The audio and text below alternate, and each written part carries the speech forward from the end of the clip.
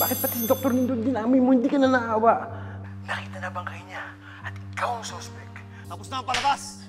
Alam na nito ang plano natin. Anong plano mo? Kikidnapin mo ako, tapos kunwari niligtas mo ako? Papansin ka lang kay Nanay eh. Alam mo, I can just imagine how you feel. Alam ko na paborito mo yung hinahagod yung likod mo para matanggal yung stress mo. Mahal ka naman ni Nanay. Kahit ako nakita ko yun. Dapat sa akin binubugbog.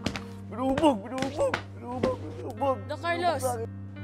Maybe it's the universe's way of telling you na may sumpa talaga yung kasal niyo. I have a feeling that he's hiding something. It might be related to Dr. Benitez. That's why he's avoiding me. Pag may nangyari dyan kay Annalyn, kasalanan niyo. Dahil kayo ang nagdala ng malas sa buhay niya. Umuwi ka na. Sabi mo sa nanay mo, patawad. Nakakahiya ka! Tama lang na binubog ka ng tatay mo! Tumahimik ka!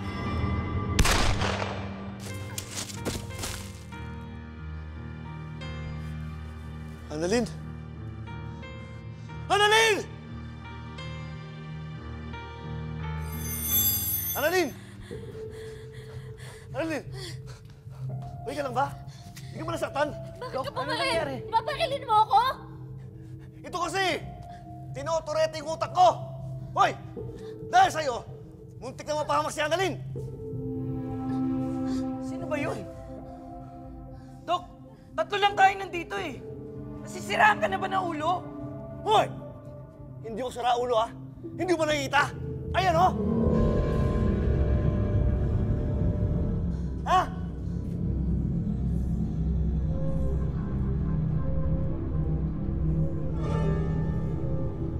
Dok, wala naman eh.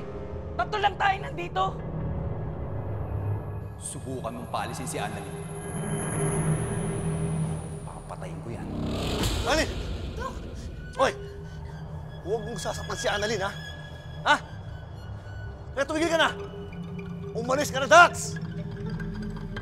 Dax? Dok, patay na si Dax!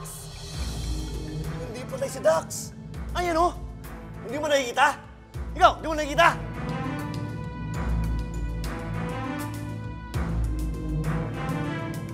Magno!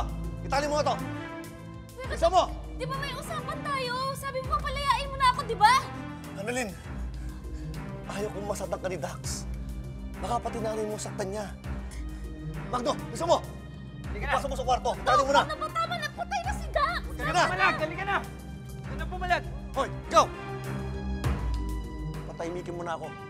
Umalis ka na! Sige, subukan mong paalisin. Papatayin ko yan.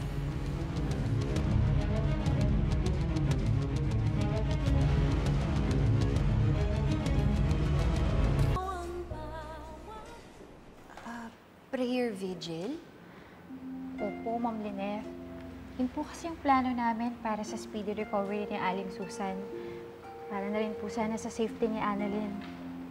Nakakatuwa naman at naisip mo yun. Ngayon pala nagpapasalamat na ako sa inyo. Lahat naman po nag-agree sa prayer vigil. Sana okay lang po sa inyo.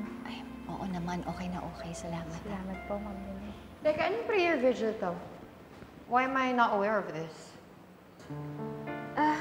Zoe, kasi napag-usapan na imbitahin lang yung mga taong nagmamalasakit kay Aling Susan, tsaka kay Annalyn. So are you saying na wala akong pakialam kay Aling Susan at kay Annalyn? Zoe, I think it's reasonable for me to say that. Nakalimutan mo na ba? Alam mo, walang-wala ka kay Aling Susan. Magmula nung niligtas na yung buhay ko ng Lindon, naging okay kami.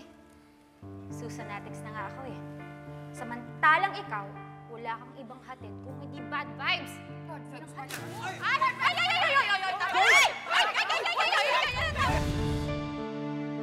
O ano, Zoe? Mali ba ako? Hindi, huwag niyo ako isama dyan sa prayer vigil na yan. Pakialam ko.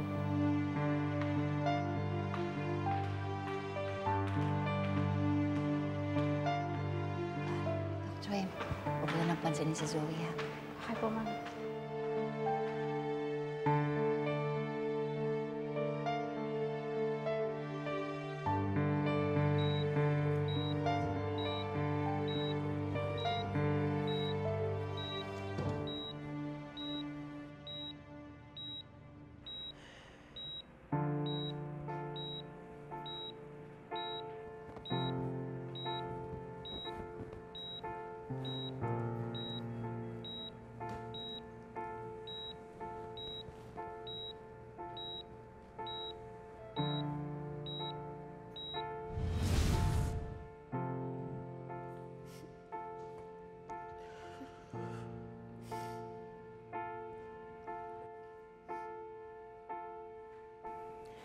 Mommy.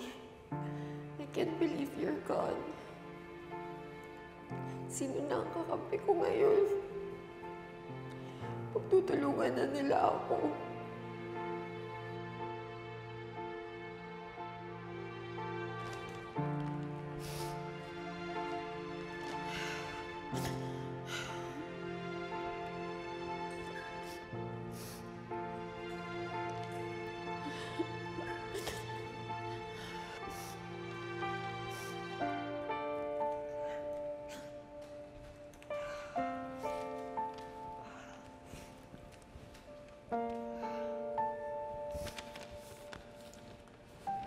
Zoe, nalaman ko kay Annalyn na hindi ka pa raw kumakain. Magmula kaninang umaga. Kakasakit ka niyan. Alam ko, masakit mawalan ng nanay. Pero magagalit si Moira kapag nalaman niya na pinababayaan mo ang sarili mo. Oo. Kumain ka. Ginawan kita ng tuna sandwich. Sabi kasi ni Annalyn, paborito mo raw yan. Masarap yan. Ako mismo gumawa ng mayonnaise na. Sige na.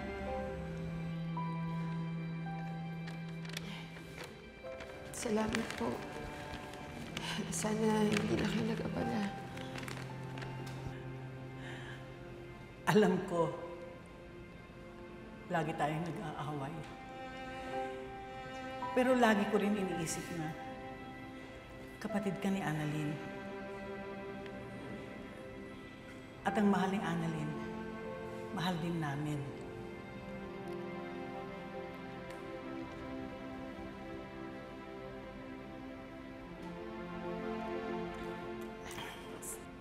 Sige. Kumain ka, ha?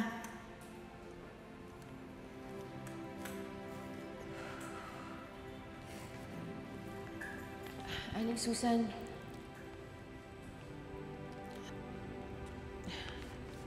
Salamat po.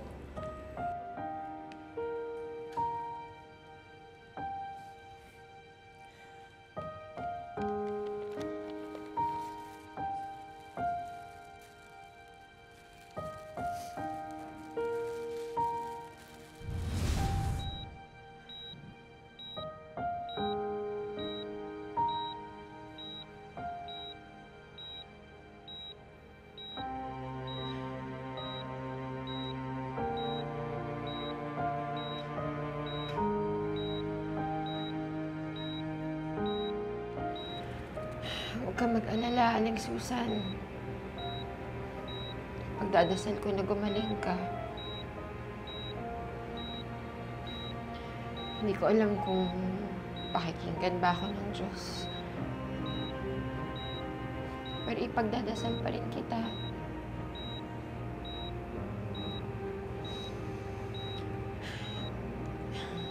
At si Annalyn, huwag mo alalahanin si Annalyn. Ibabalik siya ni Doc Carlos ng ligtas.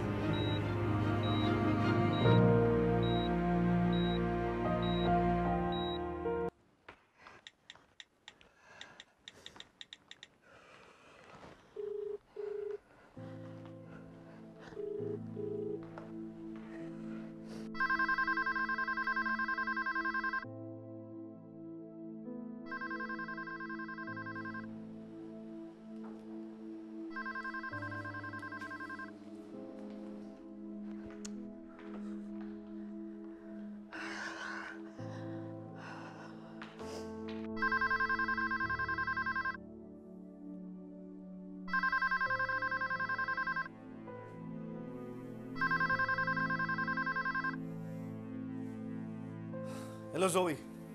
Hello? Hello, nasaan na si Annalyn? Ba't di pa siya dumadating dito? Sabi mo, ibabalik mo siya. Natawagan mo na ba yung mami niya? Hello? Bakit ba hindi ka sumasagot? Ang dami ko tanong sa'yo. Ibalik mo na si Annalyn. Hindi pwede. Anong hindi pwede? Pinag-usapan na natin to, ha? Hindi ko na siya ibabalik. Anong hindi mo siya ibabalik? Di ba yung plano mo, yung gusto mo maging hero? Gusto mo yung, di ba gusto mo ikaw yung magsisave sa kanya? Nagbago na ang plano ko. Hindi ko na siya ibabalik. So ano yun, niloko mo lang ako? Ha? Oh, bakit ka na nagalit? Plano ko to eh. Labas ka rito. Please naman, ibalik mo na siya. Please, ang dami nang naghahanap sa kanya dito eh. Please naman, maawa ka naman sa nanay niya. Hindi ba dapat natutuwa ka? Dahil magkaaway kayo ni Annalyn. Eh kung patayin ko na lang kaya siya? Dad, please. Please, pakawalan mo na siya. Ibalik mo na siya, please. Please, huwag mo na dagdagan yung kasalanan mo, Dad.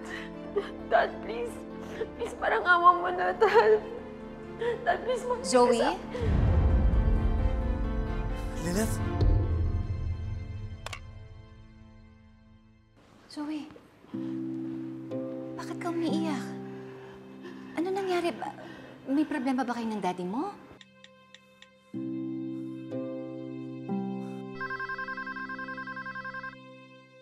Zoe, ano bang problema? Ano ba nangyayari sa inyo ng daddy mo?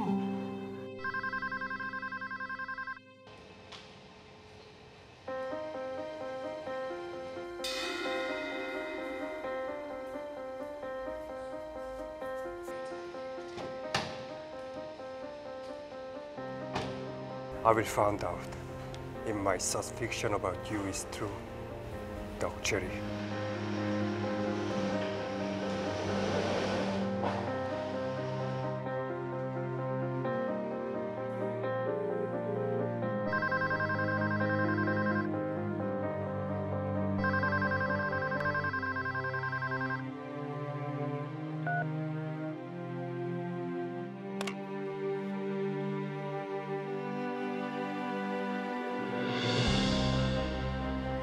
Daddy mo ba yan? Zoe, gusto kitang tulungan. Ano bang problema? Sabihin mo sa akin.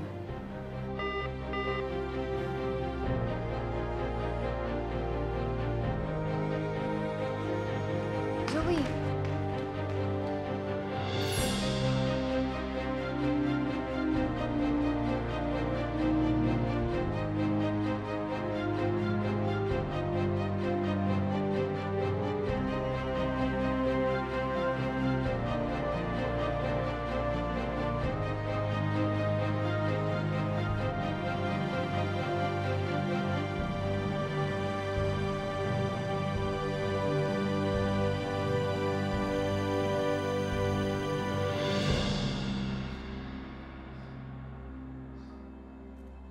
Oh, kumain ka na raw, sabi ni Doc.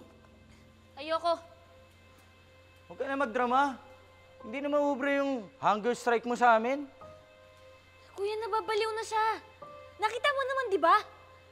May kinakausap siya na hindi natin nakikita.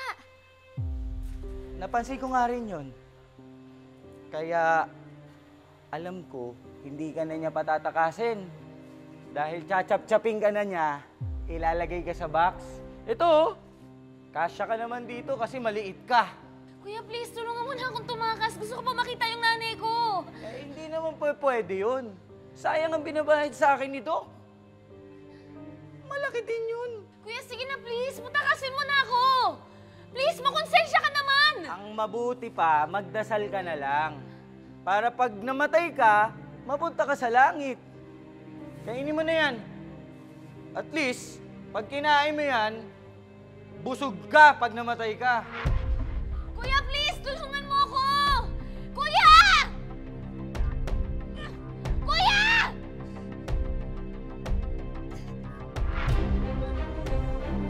Tulong! Kuya!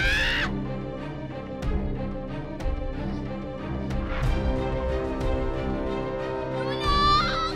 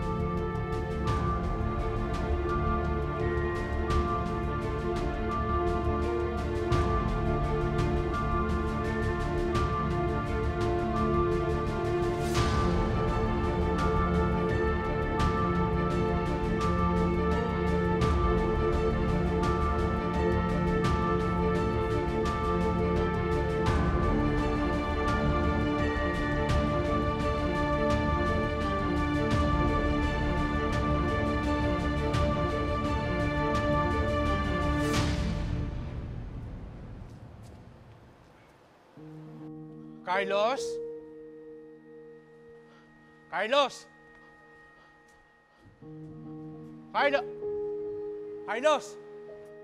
Ginagawa mo dito? Pare, kalma lang. Di mo ako kaaway. Ibaba mo yung baril, baka pumutok sa akin yan. Ano ang pinunta mo dito? Para makiusap. Anong pakiusap? Pare, palayain mo na si Annalyn. Kawawa naman si Lynette eh. Pare, kung talagang mahal mo si Lynette, hindi ka gagawa ng masama sa taong mahal niya sa buhay. Parang hindi mo naintindihan eh.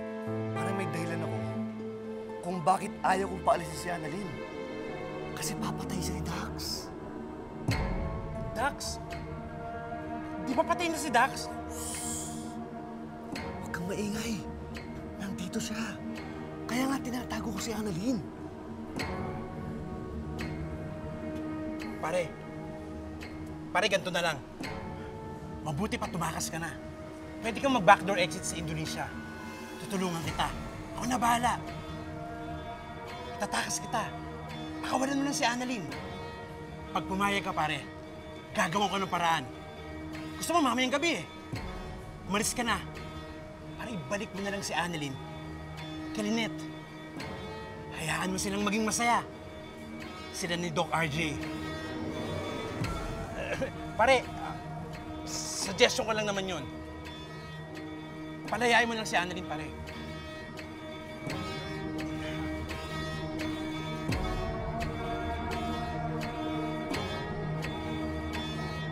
Dalawan. Hindi pa ako makakauwi, ha? Ilang araw pa kami dito, eh. Han, sabihin mo dun sa kapitbahay natin kay Aling Angie. Magbabayad tayo, ha, pagdating ng sweldo ko, ha? Be, Han, bibilang kita kung anong gusto mo, okay? Pagdating ko. Sige. Bye-bye. Love you. Hindi ako aalis. Ako ang magliligtas kay Annalyn. Tapos, papatawarin ako ni Lynette. Sige na, bilis ka na! Bilis ka na! Oo, pare. Pare, tama na! Pakawalan mo si Annalyn, pare!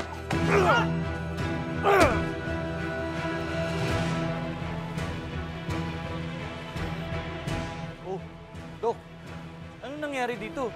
Sino yan? Huwag mong intindihin yan. Ano? Ginawa mo na ba ang inutos ko sa'yo? Nandiyan na yung drum, Dok. Ano? Liligpit ko na ba to? Hayaan mo na yan. Wala nang malay yan eh. Tara, punta ka na Annalyn. Guys! Okay na ba kayo? Andun na si Doc Ray. Pwede na mag-umpisa ng vigil. Tara. Ay! Sandali lang. Wala pa si Doc RJ. Ay, sige. Nasaan daw ba siya? Hindi ko nga alam eh. Ayan, sakto pala. Kompleto na ba tayo? Yes po, Doc. Yes, Doc. Let's go. Tara. RJ, sandali. Mauna na lang kayo. Susunod ako. Okay, sige po. Ano nangyari sa inyo ni Zoe? Bakit siya umiiyak habang kausap pa niya sa phone? Kausap kami sa phone? Kailan? Kanina. Magkausap kayo sa phone, hindi ba? Narinig ko kasi ang sabi niya, Dad, kaya naisip ko, ikaw yung kausap niya.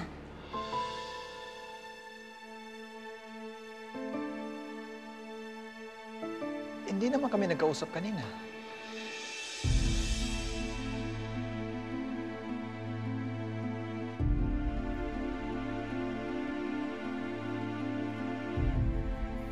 Nasaan yung drum? Dito, boss. Tara. Ano, ito ba? Yan nga, boss. Napakabigat yan. Kasya ba si Annalyn dyan? Ay, kasyang-kasya yun. Napakaliit nun eh. Kasya yan dyan. Sige, tara. Punta si Annalyn.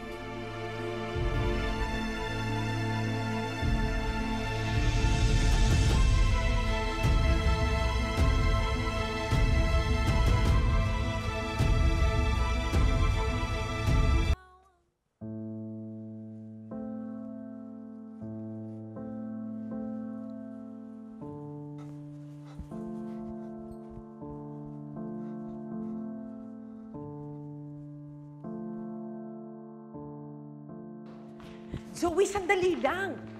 Saan ka mapupunta? Mami, kailangan ko na umalis. Kung ayaw siyang ibalik ni Carlos, then let it be. Hindi ka aalis. Mami, hindi pwede. I can't let that happen. Hindi ka ba nag-iisip? Kapag nawala na si Annalyn, ikaw na ang magmamana ng buong Apex. As long as alam ni Daddy na ako ang anak niya, I'm still the rightful heir. So ano? Naaawa ka kay Annalyn? Ha? You're gonna make a hero of yourself for that woman? Zoe, Dad, is everything all right?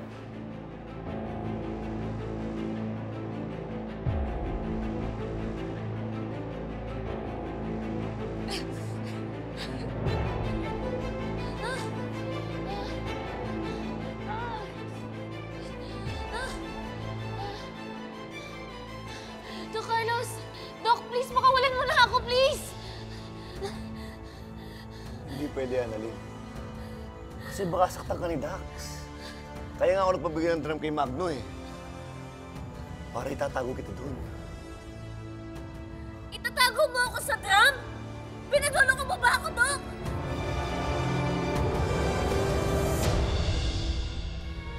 Napapaliw ko na pa talaga! Alam mo, Zoe, pabayaan mo na si Annalyn. Hayaan mo na siyang patayin ni Carlos para finally we can get that thorn off our side. Tawan mo ako! Shoot, Annalyn!